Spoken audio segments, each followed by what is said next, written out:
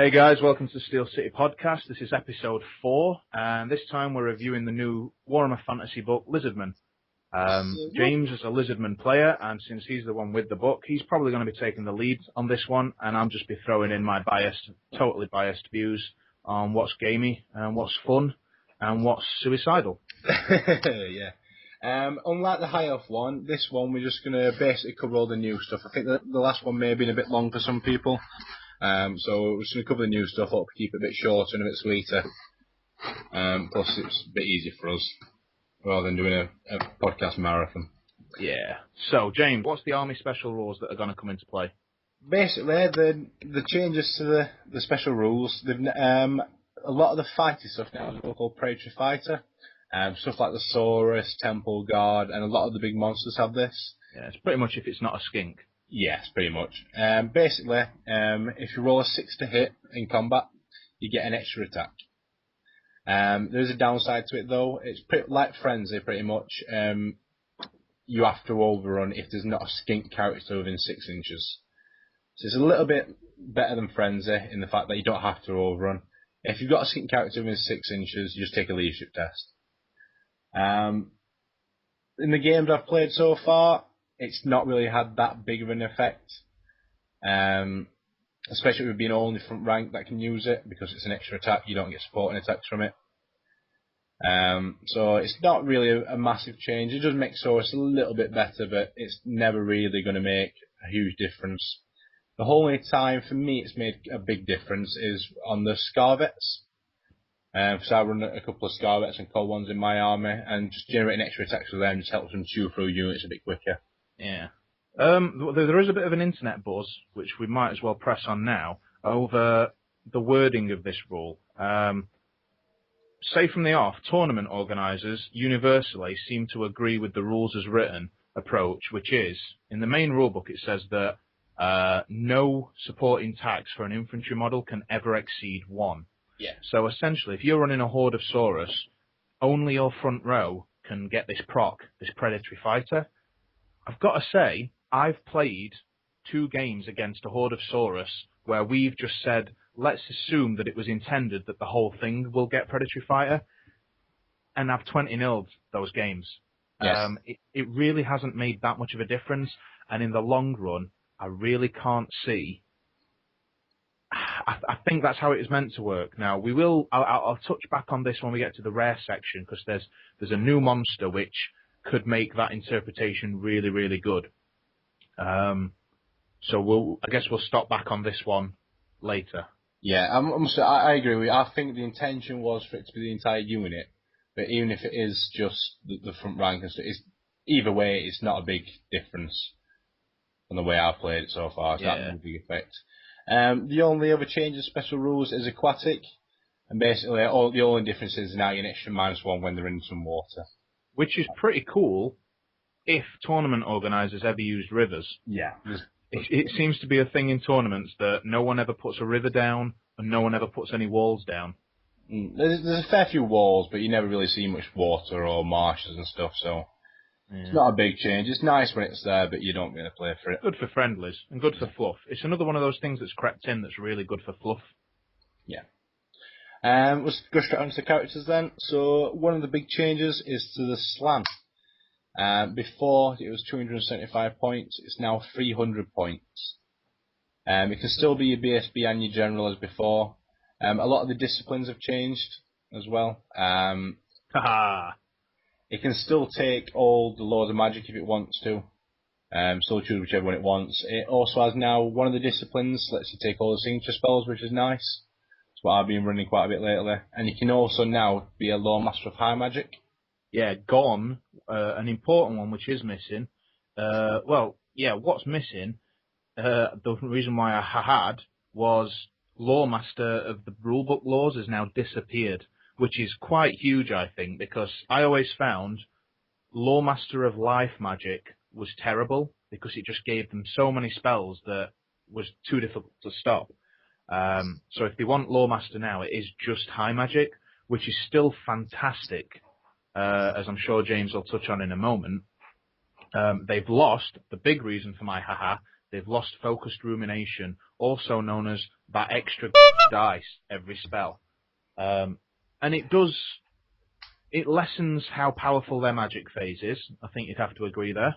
Yeah, They yeah, do have other toys, yeah. however. There's other ways of going about it that I personally use to do the same similar sort of idea. Yeah. I think the slan itself isn't less powerful. It's the fact that you now can't take two in an army. Yeah, I think that's huge.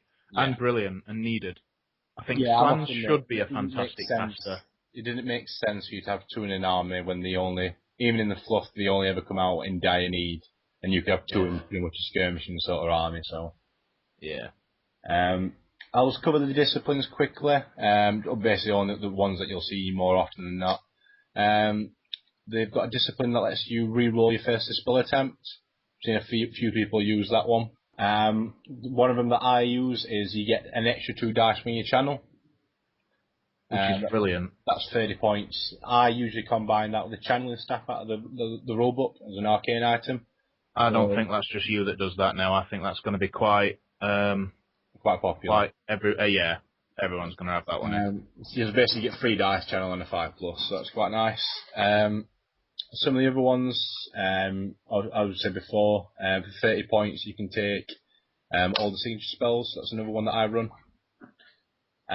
Soul of Stone is being changed to affect your miscast result by 1 either way, which is always nice. Some of the others, you can get a wound back on a roll of a 6 for every wound that you've taken at the end of every magic phase.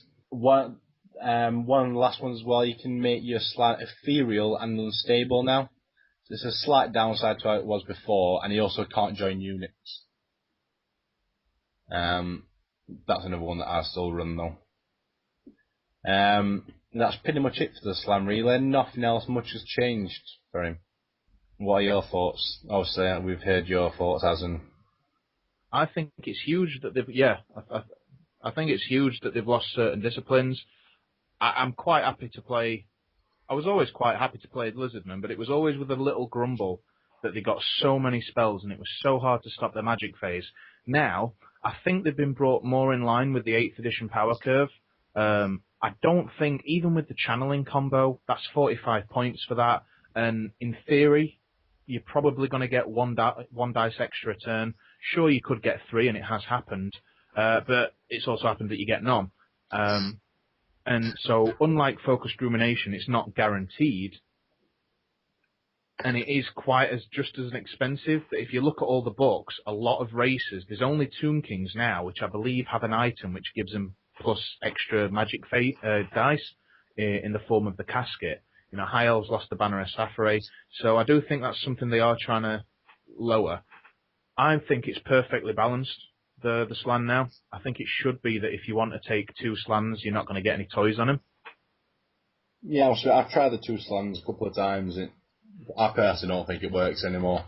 Yeah. Has the Scarvet changed much? Well, we've got the Old Blood and the Scarvet. We'll put them in the same category because they're basically one and the same. Yeah. The Scarvet has got a little bit cheaper, and so has the Old Blood. I think they've come down 5 points. The stats are the exact same as they were before. You can still get them on a core 1, which is what I always do.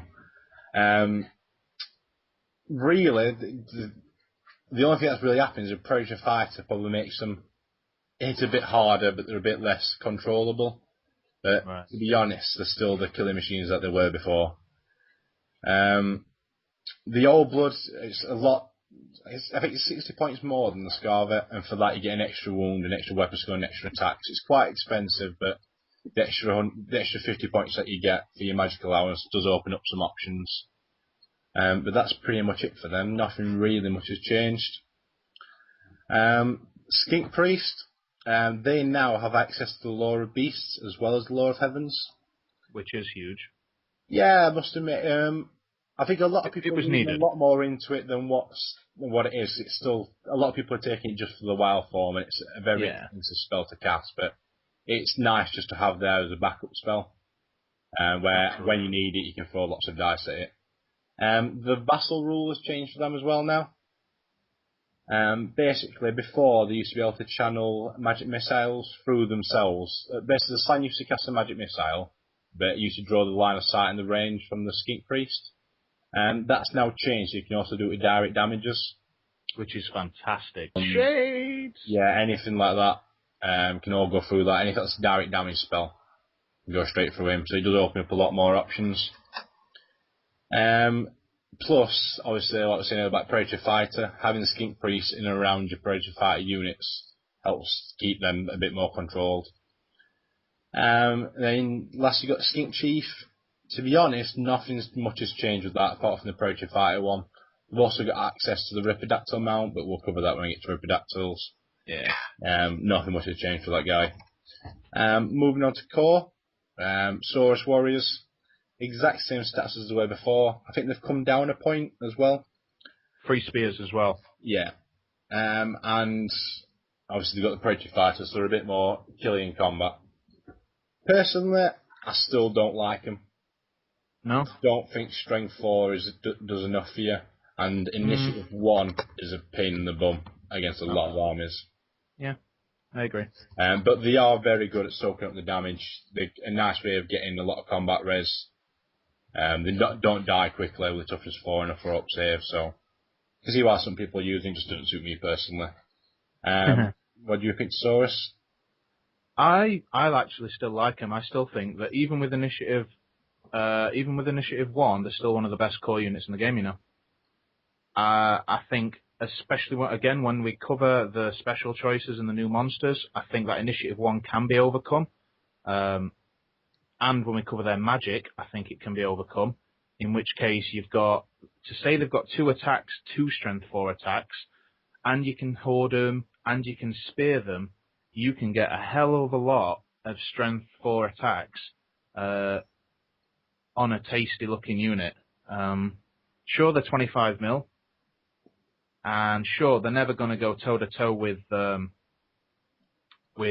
Chaos Warriors, but if you think about what's around them, you know, we've just gone Skink Priest with easy access to Wissons, so that's potential for Strength 5, Toughness 5. And as I say, when we get to the magic, we can increase, there is nice ways of increasing their initiative, which all of a sudden you can end up with anything from Initiative 2, Initiative 3, 4, you can end up with Initiative 5 Saurus with a good roll of a dice. And all of a sudden, when you've got Initiative 5 Saurus that could be Strength 5, Toughness 5, that's terrifying. Yeah, so like I said, there are ways and means to do it. I know a lot of people are running quite a Saurus heavy army. Like I said, they have got access to beast magic with the skinks and like either shadow magic, light magic, anything like that can always boost the stuff that they like. Yeah, so up next then we've got skinks. Work skinks and crocs go together, so you get skink crocs units. Big changes to the skinks. All skinks in general now have gone down to leadership 5, which is quite a big jump down. Yeah. We also have the Crocs Guard, they have Predator Fighter, so the same applies to them as the Saurus and the Scarvets. With them being in the second rank, in a Scrox unit, they're not going to get... No, they don't generate any extra attacks. They are now Strength 5 though, so they're great because they are Strength 7. So it's a nice way for getting, well, not cheap, but getting some sort of way of dealing with army in your core allowance. Yeah. You can now Thunderstomp the unit, and you can now hit the Croxagores in the second rank. They're 2 big changes, and when they were before. The same way how you talked about the Saurus, you buffing like their initiative and the weapon skill and the strength. I use my magic I run the Skink Crocs units personally. I use my magic to, in fact we'll get onto that when we do the army list, aren't we? I'll let you know. That's pretty much the main changes for them then. So then we've got Skink Skirmishers. Very similar to the Skinks, apart from you can now swap Javelins and Blowpipes, they're now the same price. And Blowpipes aren't quick to fire, are they? No, they never were before though. But Javelins are. Alright. Another thing to point out as well is all Skinks now get a 6-up scalar skin. Yeah, that's pretty huge, because the Javelin Shield obviously gives these, what were reasonably killable before, your skirmishers are still hard to hit, that they're now getting even a 6-up save. If you give them javelins and shields, they're now getting against like sisters with strength 4 shooting, you're still getting a 6-up save, which is really, really cool. Yeah, I must admit, I'm still not entirely sure which is best out of these. Before, you'd always go blowpipes. I'm still not sure whether javelins or blowpipes is the way to go. So, like I said, I'm not really sure on that one. And special, we've got swarms. Swarms have now moved from core to special. These guys have got quite a big change. I think they're now 30 points a base, 35 points a base. And basically any unit in close combat with unit of swarms gets poison. As in on your side. So if you've got a unit of Saurus fighting anything, you tag swarms on the side, they get poison. That's pretty cool. Yeah. So they're quite useful now. You've got Temple Guard. These have got quite a big boost in my opinion. I think they've come down a point or two. They're strength 4 with halberds, so they're strength 5, still 2 attacks each. You don't have to now put your slan inside them, which is what let them down before. But you're not? No. Alright. But they've given you good incentive, haven't they? Yeah, if you put your slan inside it, I think you get rules like stubborn, immune. I think you're stubborn and immune to psych, stuff like that. And he always passes lookout, sir. Yeah. You don't even have to roll for it. Yeah, you always pass your lookout, sir. I personally quite like these. Strength 5, the armor piece. They've got cheaper as well, haven't they? Yeah. Can you give them great weapons? No, just only halberds. Alright. Can't put that's where they get the strength 5 from. Yeah. Put the armor piece in banner on though, so that gives you some other way of dealing with armor. Yeah. You've got your Pterodons, nothing much has changed to them really. Gone down to leadership 5. They can now take flaming shots, the flaming bowlers. Strength 4 flaming, it's nice, that's just 1 point extra.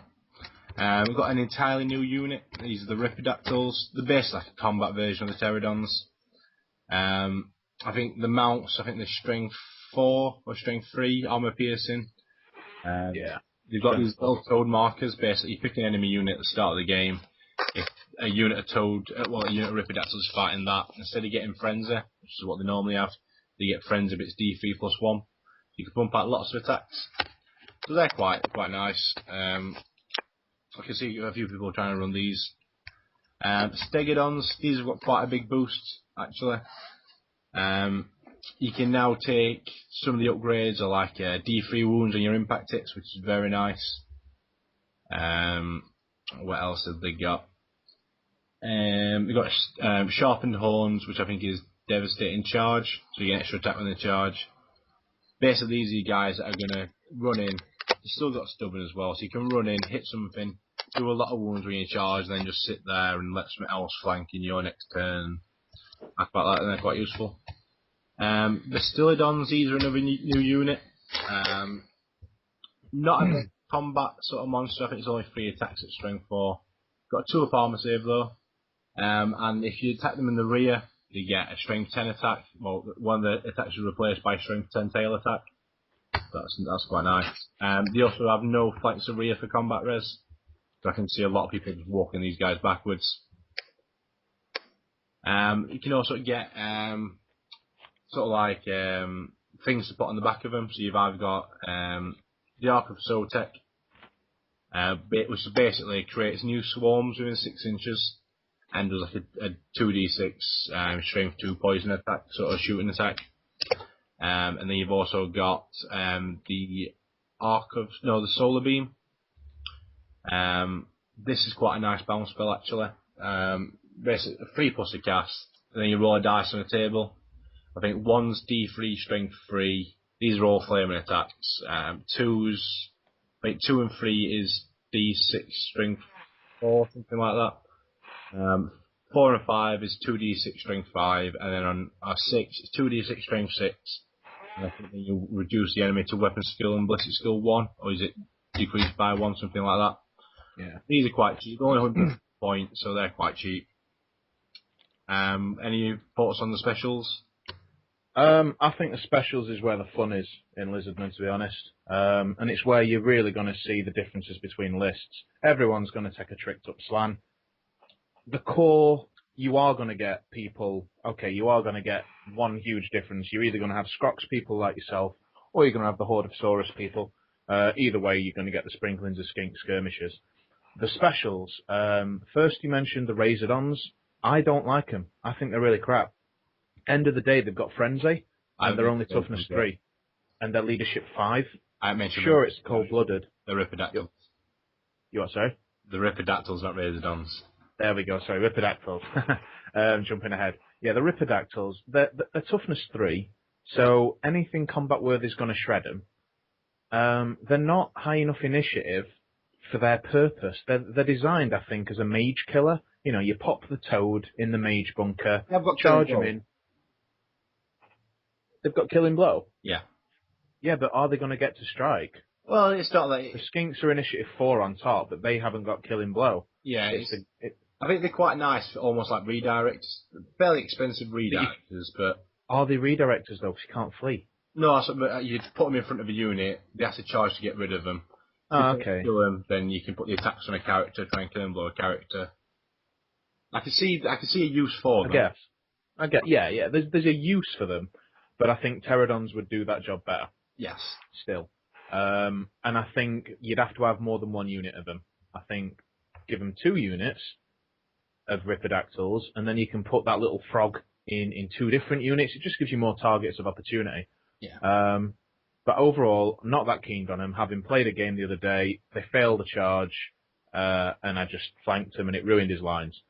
The Bastillodon is my favourite of the specials, of the new things. The Venusaur model with the laser beam on the back, it's brilliant.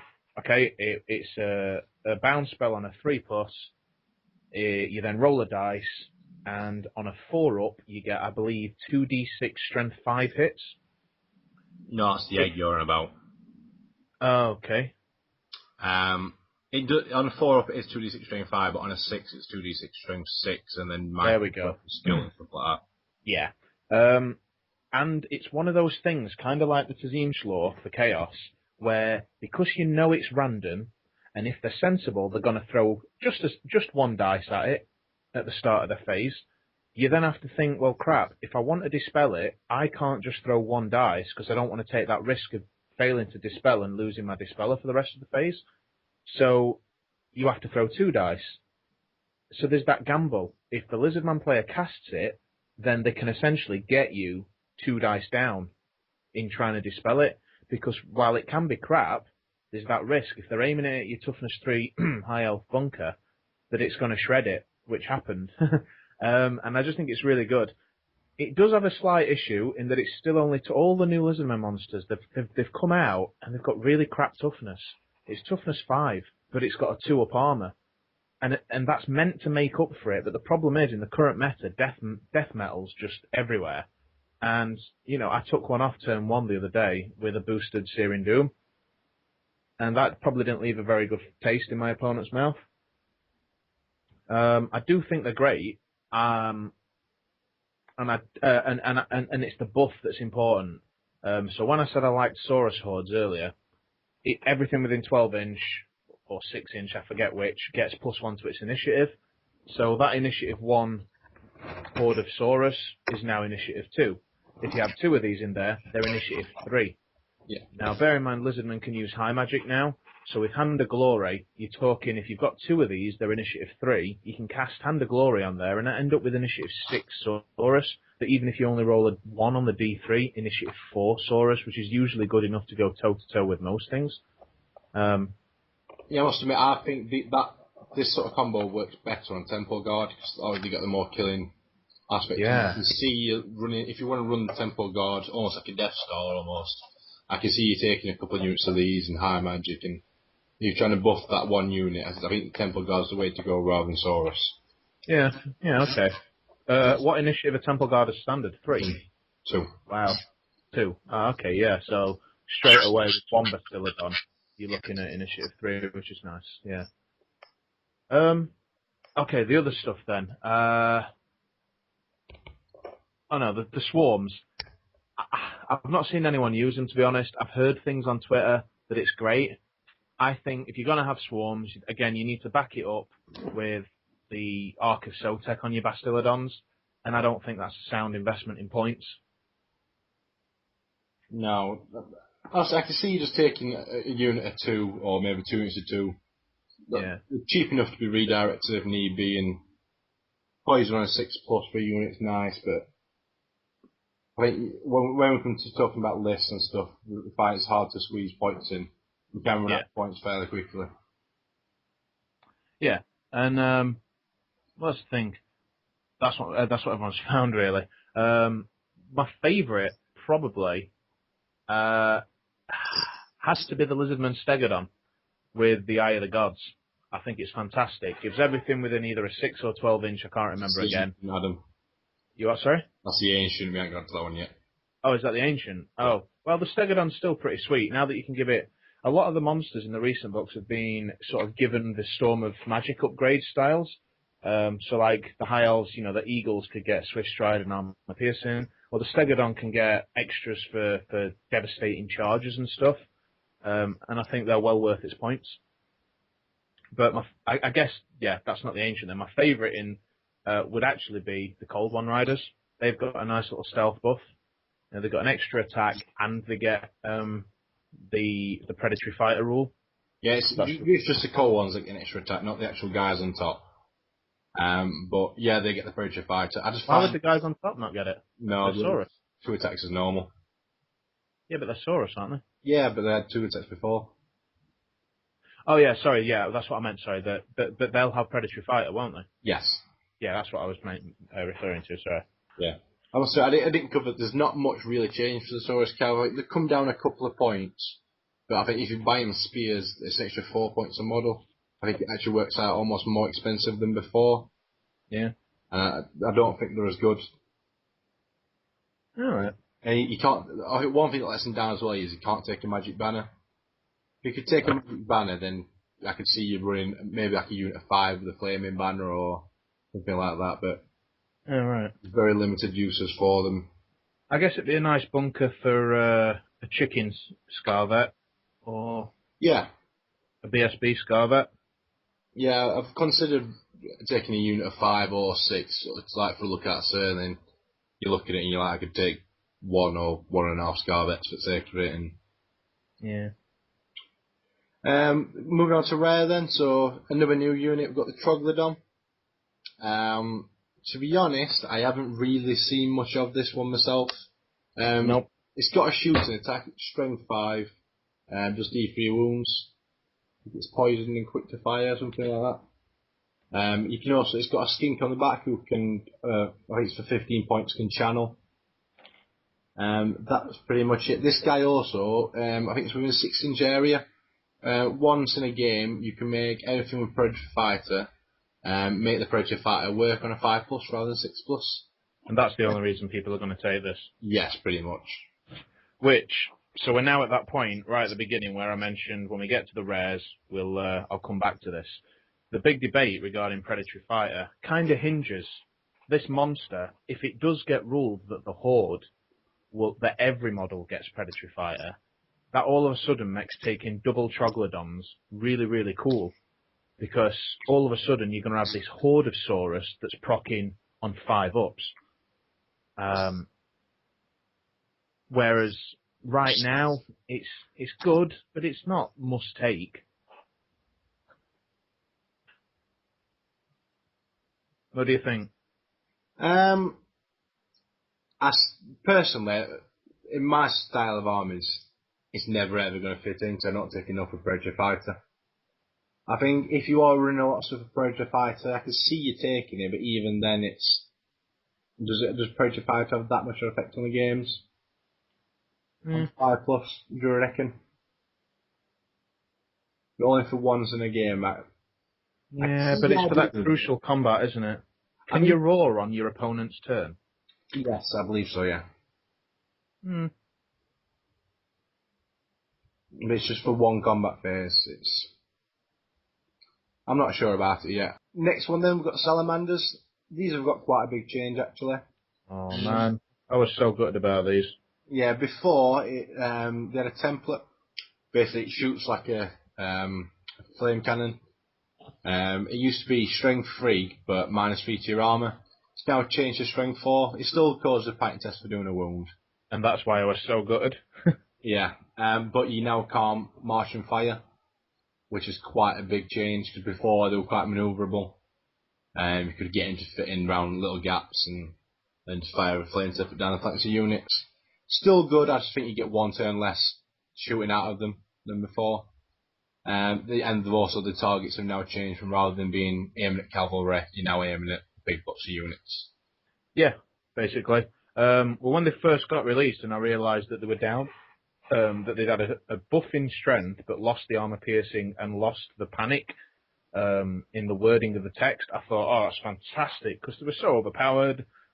And then, of course, about 3 days later, someone pointed out on Twitter, no, it still causes panic, fires like a flame cannon. So I was like, ah, oh, crap. And so my ogres hate it again now. Yeah, I think a lot of stuff can be looked into the fact it still causes panic. I think it worked a lot better before, because with the 2 slams, you'd often see a second slam with death magic. So stuff like Doom and would have quite a big effect. I think now you've only got 1 slam, I think it becomes hard to take death magic on that single slam. So I do think that panic test is going to have a lot less of an effect than before. Yeah. Moving on then, we've got Razordons. These have come down. Just speak about Salamanders, I think they've gone up in points by 5 points a model. Yeah, Razordons come down, haven't they? Yeah, Razordons come down by quite a lot. I think it's come down by 10 points a model. Do you think you'll still see them? No. No. They are absolutely... It's a shame. But they're probably one of the worst units in Warhammer. I can't honestly say I've seen them enough, but I don't know really what they do. Basically, you roll an artillery dice, that's the amount of strength 4 shots you get. If you charge them, they have to stand and shoot. Really? Yeah. And would you not take them as cannon blockers? Possibly, but you could take a They're monsters. You could do. You can take probably go for cheaper. Yeah. Really? Yeah. Wow. 5 points. Yeah, but bear in mind these are skirmish. Yeah. So you could take a unit of 6 of these, and between all of them and the monsters and the handlers, would it not make a nice little curtain if you had them in 2 ranks of 3? Possibly. You get a lot of points then for one effect, and they're not going to be very good. I guess. Moving on then, we've got Ancient Stegodons. These, I think, are basically almost like it's the upgraded version of Stegs. I think these, with the D3 impact hits buff, you'll see quite a lot. I think the Strength 6 is quite a big change from the Stegodon Strength 5. I can see these being taken quite a lot. They also can be upgraded to the Engine of the Gods. Not entirely sold on that myself. The 6 at ward save is nice, but it's only against shooting. A lot of your stuff has a hand weapon and shield, so you'll get the parry save in combat. It does help for magic as well. The Engine of the Gods also gives you -1 off the casting value of any chosen lore. If you are running a lore on your slam that isn't hard magic code or the signature spells, you can see it being used possibly, but it's well, I think that's great for if you're running the beasts skink priest. Yeah. So all of a sudden casting Wissons on a 10. If you're a level 2 skink priest, you need an 8 on the dice. You now need a 7 on the dice with it, which depending on what you're casting on, you might only need 6 on the dice if it's cavalry or something like that. So I think it's good for that purpose. That's a nice little bonus. I think the Engine of the Gods is the big winner. You say you're not sold on it. I'd personally stick it on a flank and just run it down, do the bound spell, and clear all your opponent's chaff. It's going to ruin chaff. And then, the bound, is it just 2d6 strength 2? No, it's not strength 2. It's everything within, again, it casts on it's a bound spell for power level 3. And everything within 4d6 range takes, I believe, d6 strength 4 or 5. Yeah. I can see it being useful. I think you'll see a lot of Ancient Stegodons in people's armies. I think you'll see more for the impact hit sort of thing. Block a unit, and then ram it with a Stegodon or 2. Yep, I agree. So we'll just cover the magic items quickly then. We've got the Piranha Blade. It's 50 points. It's D3 wounds and it's armor piercing. So I quite like it personally. I think it's not that bad. See your Scarvets and your Saurus, your Old Blood's been quite high. I think, Yeah, high strength anyway, aren't they? yeah, so it's quite tasty. We're just going to cover the magic items that we feel are relevant. You've also got the Sacred Stegodon helm. Basically, it gives you +1 armor save, it's a helmet. Gives you an extra toughness, so those characters, the Scarvets and stuff, they become toughness 6, so they become real tank, real hard to hit. And if you charge, you get impact hits D3. So I think that's quite tasty. I've considered running this on an Old Blood with the Potion of Strength. So you charge in, you get your impact hits, and the impact hits are at Strength 8. Well, see, I play John's list, and he has this on a Skink Chief riding a Razordon. Okay. And Green or Pterodon or yeah, and on a Pterodon, yeah, and he uses it as a War Machine Hunter, but I didn't think it worked. It was too easily killed. He has got a 2-up armor save, which is great, but the helm only makes him toughness 4, and it feels like a waste when you could be having it on a Scarvet. yeah. I think the real power behind it is to put it on the characters. Toughness 6 just makes them so hard. The fairly high weapon skill. The high toughness is great. So next up then we've got the Cube of Darkness. This is probably one of my favourite items in this. Basically it's a Dispel Scroll on a 2+, and on a separate roll of another 2+, every remains in play spell ends. I think that's quite tasty. Absolutely, yeah. Was it 50 pointer? 30 points. Which is pretty nice. You are taking that gamble. A lot of comp packs have immediately said that or the Dispel Scroll. And I guess you are taking that 1 in 6 gamble that you're not even going to dispel the original spell. But if you're against someone who's, say, running Life Magic and they got all the buffs up, that could be brilliant. Yeah, it works well with Shadow Magic as well. Yeah. Like Wither. It's great for another scroll. The remains in play bit's just an extra buff. Yeah, yeah. Finally, then we've got the Egg of Quango. Basically, my favourite item in the book. Basically, start of the combat phase. So if it's your turn, you can do this before impact hits and stuff like that. You roll a dice. On a 1, this little egg. Basically, you've got this little egg. On a 1, a little bird flies out and dies. Lands on the enemy, burns him a little bit, does D3 strength for hits. On a 2 and a 3, he gets up, attacks somebody, pecks him a bit, does D6 strength 4 and then dies. But on a 4+, this is where the fun starts happening. This egg opens and this little black man appears with 2 pistols. And basically you do 2d6 strength 5 hits. At the start of combat phase, it's really nice. I've done it a couple of times now where you either charge or get charged by a chariot. And then you can use the egg and then actually kill it before your Scarvets or anything actually get to attack. And critically, the word is it does it at the start of the close combat phase, not the close combat itself. So you're doing it before impact hits, which is fantastic in the current meta. Yeah. Where the drops? Chaos armies with loads of chariots. Charge your Scarvets, you pop that. You can get lucky, kill it in one go. And then basically before the impact hits, you then get a free refund to look wherever you want in your turn. Yep. Just go over the list then. The list that I'm running at the moment, we have Amray Slan. He's got high state of consciousness, so he's ethereal. He wanders about on his Todd. He's got Wandering Deliberation, so he's got all the signature spells. Soul of Stone, so he affects his miscast results by 1 if he miscasts. He's got Harmonic Convergence, so he gets an extra 2 channeling dice, and he's also got the channeling staff so there on a 5+. He's got Magic Res 2, so he gets a 4 at war save because of the Palanquin, so he gets a 2 at war against magic. And he's got the +1 leadership, so all those skinks nearby should pretty much always rally with the cold-blooded leadership. I'm running 2 Scarvets, both on cold ones. One's got Sodomite, Charm Shield, and Dawnstone. He's got a 1-up armor save, re-rolls it, and he's got strength 6 magical attacks. And I've got a second one who's got a Great Weapon, Dragon Elm, Egg of Quango, and the Luckstone. So basically he's got a 1-up armor save like the other guy. He gets a 1-use re-roll, but he's got the egg, So obviously you can pop that, as we said before. And he's also a strength 7. He's great at killing armour. Running 2 skink priests, just level 1s. One's got the cube and one's got the scroll.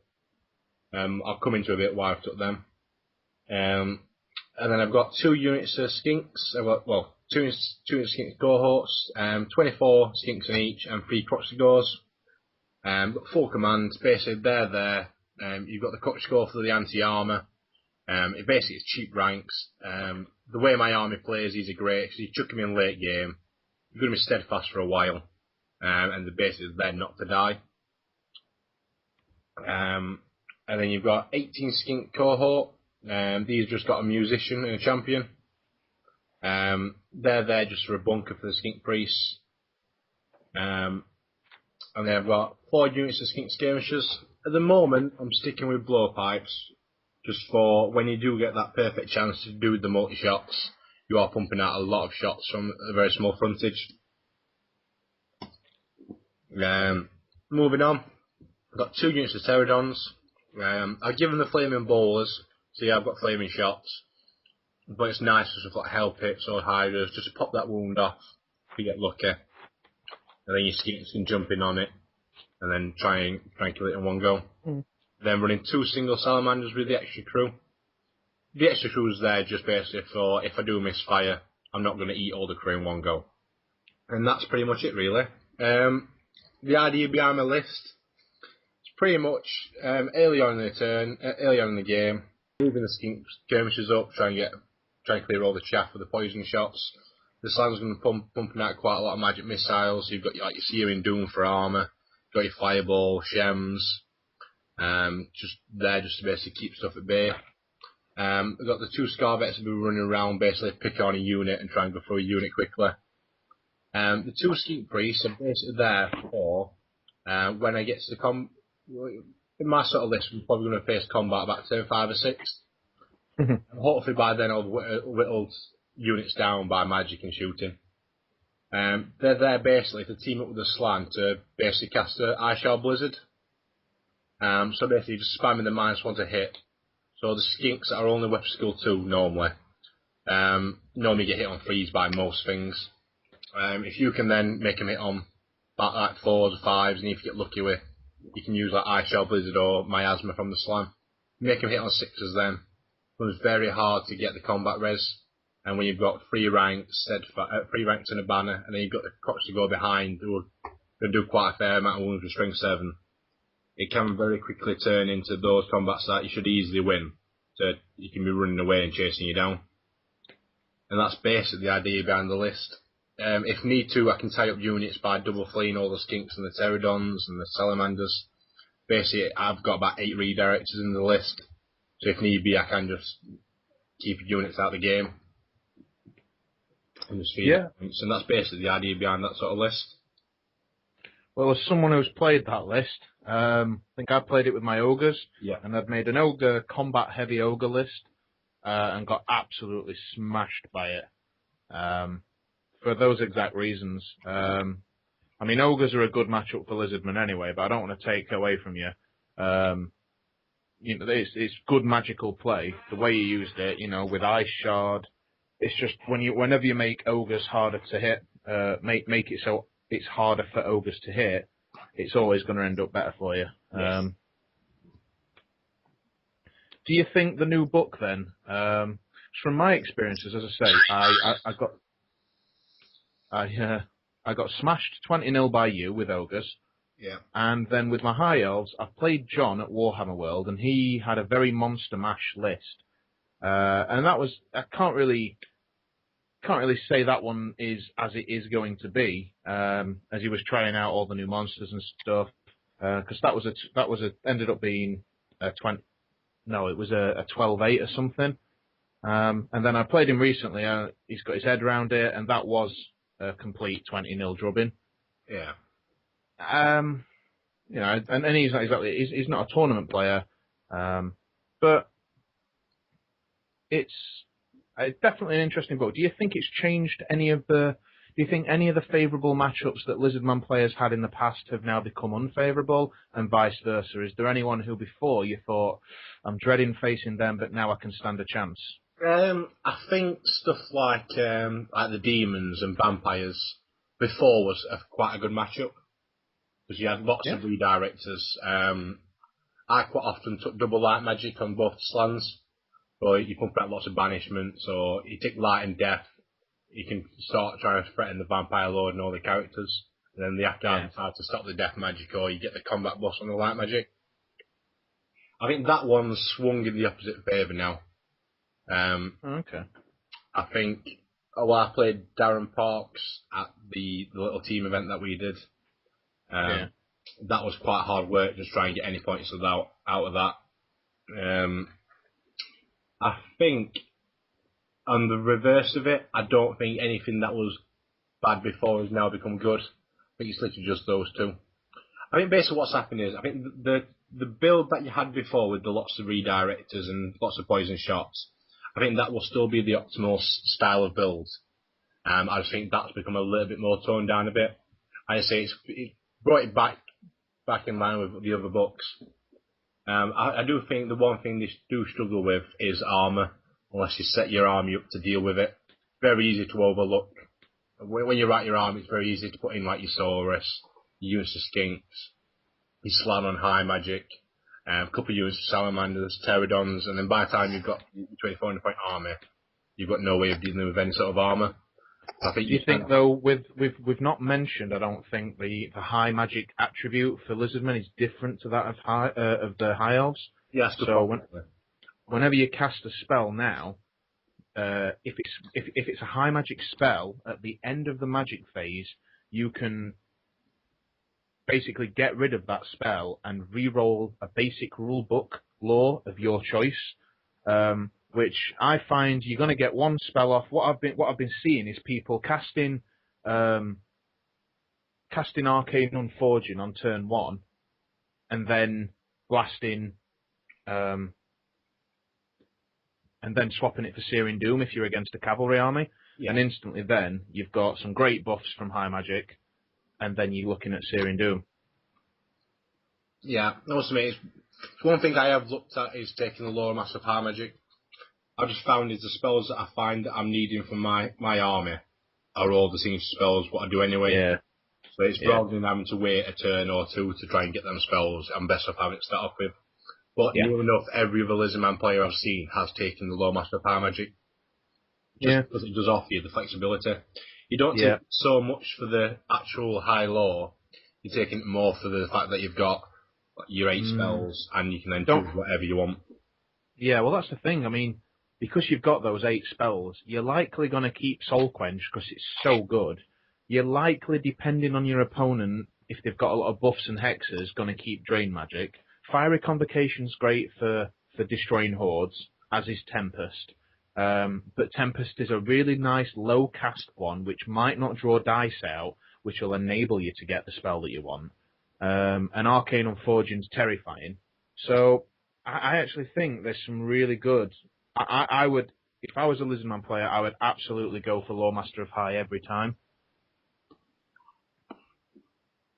Yeah, I mean, you really like Ice Shard, don't you, on your Skinks? Yeah, I like the flexibility it gives me because early on in the game you've got all your magic missiles. You've got the Spirit Leech as well, which is something I need to cast every turn because it's great at getting out the dice. Yeah. It just gives you all the flexibility early on that you need, and then when you get into combat, you have got your stuff like your Miasma and your High Shards. Keep it up. It's the same with the High Elves. The High Elves, I run 2 Law Masters, so it's just something I think it's just personal preference. And I think that pretty much wraps up Lizardmen. Have you got anything to add? Not really. I don't think you're going to see many Lizardmen initially at the top of the tournament rankings. I think it's going to take a while for them to bed in. I don't know. I'm not sure. I think what you'll find is the people that were good with Lizardmen before will still be good. The Jack Armstrongs of the world will still be the Jack Armstrongs of the world. I think the only thing you're going to see is the difference between the top players and the bottom players. I think will get bigger. Yeah. Yeah. Okay. Because fundamentally the army still works as it does.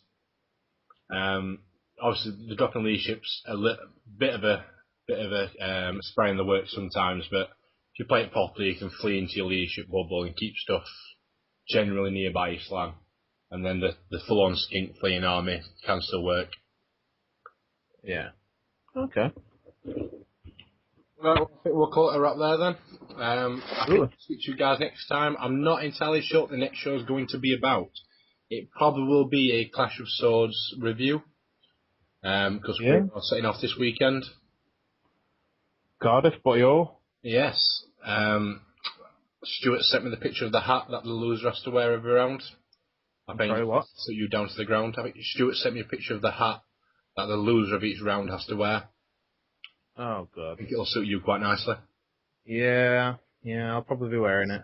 I'd pack a pink shirt if I was you. You'd what? I'd pack a pink shirt if I was you. Yeah, that's about it. So we'll catch you guys next time. Alright, catch you guys later.